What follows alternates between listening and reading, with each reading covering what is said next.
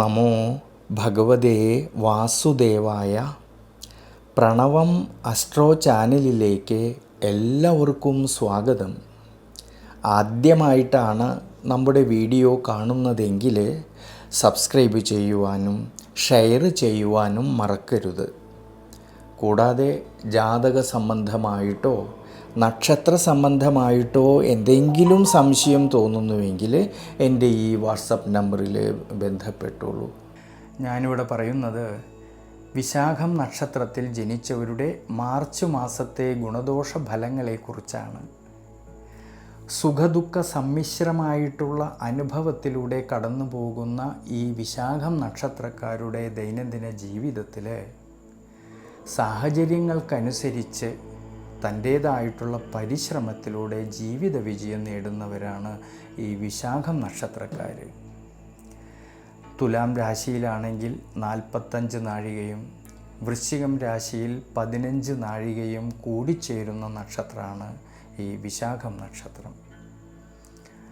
അതിൽ തുലാം രാശിയിൽ ജനിച്ച വിശാഖം നക്ഷത്രക്കാർക്ക് ഈ മാർച്ച് മാസത്തിൽ അവരുടെ ദൈനംദിന ജീവിതത്തിൽ പ്രത്യേകിച്ച് ആരോഗ്യപരമായിട്ടുള്ള കാര്യങ്ങളിൽ കൂടുതൽ ശ്രദ്ധിക്കണം.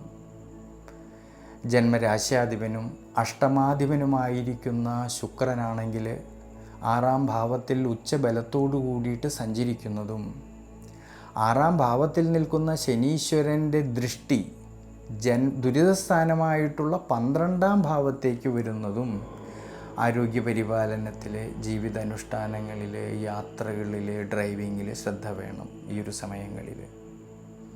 എന്നാലോ കർമ്മപരമായിട്ടും തൊഴിൽപരമായിട്ടും ധാരാളം നേട്ടങ്ങൾക്ക് സാധ്യത കാണുന്ന സമയമാണ് ഈ മാർച്ച് മാസത്തിൽ.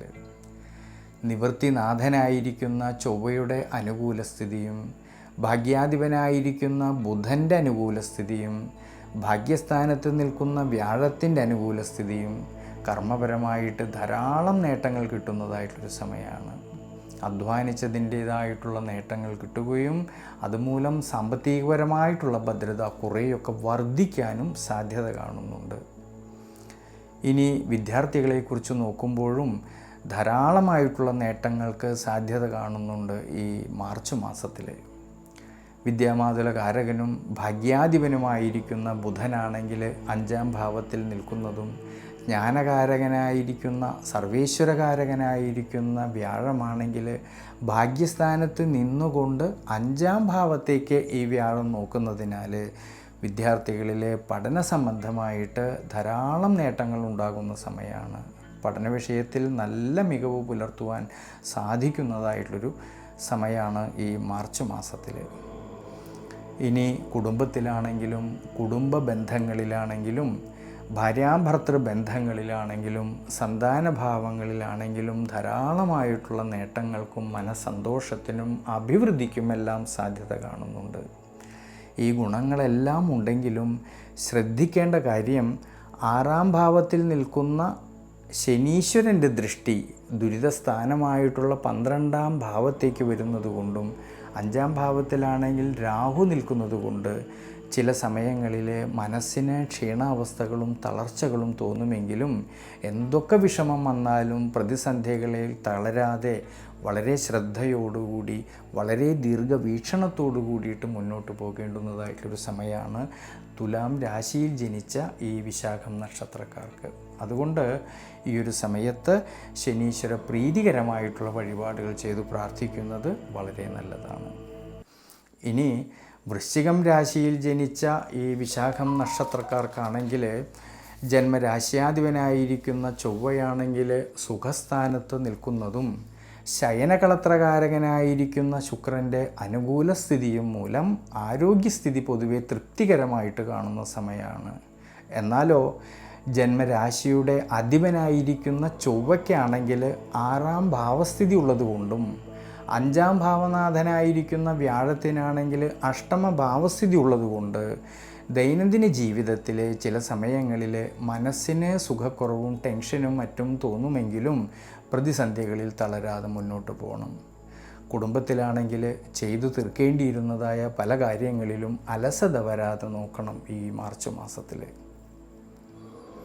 ഇനി തൊഴിൽപരമായിട്ട് നോക്കുമ്പോഴാണെങ്കിൽ വളരെയധികം ശ്രദ്ധയോട് കൂടിയിട്ട് മുന്നോട്ട് പോകുമ്പോൾ ഗുണാനുഭവങ്ങൾക്കും ഉയർച്ചയ്ക്കും സാധ്യത കാണുന്നുണ്ട്.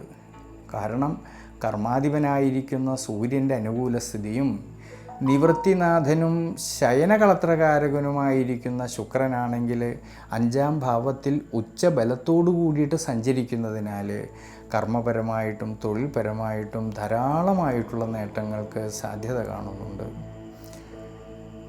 ബിസിനസ്സിനെ പിന്തുണ ലഭിക്കാൻ ഉതകുന്ന വിധത്തിലുള്ളതായ പുതിയ പുതിയ ബന്ധങ്ങൾക്ക് സാധ്യത കാണുന്ന സമയമാണ് ഈ മാർച്ച് മാസത്തിൽ. പക്ഷേ ശ്രദ്ധിക്കേണ്ട കാര്യം 10-ാം ഭാവമായിട്ടുള്ള കർമ്മസ്ഥാനത്ത് കേതുവാണ് നിൽക്കുന്നത്. അതുകൊണ്ട് കർമ്മപരമായിട്ട് സഹായികളുമായിട്ട് ഈ ഒരു സമയങ്ങളിൽ അഭിപ്രായ ഭിന്നത വരാതെ നോക്കണം.